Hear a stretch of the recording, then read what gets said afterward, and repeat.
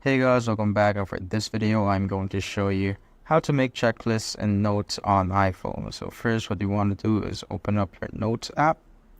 Once you're there, just create a new note just like so and type in anything that you want. So let's say you type in that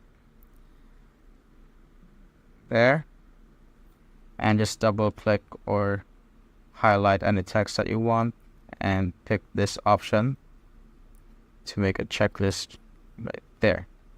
And if you want to add a new checklist, just click on the checklist button again and type in the text that you want and tap on the circle shape right there to put the check on the checklist. And you could also enable automatic sorting so that it will remove it from the ones that are unchecked.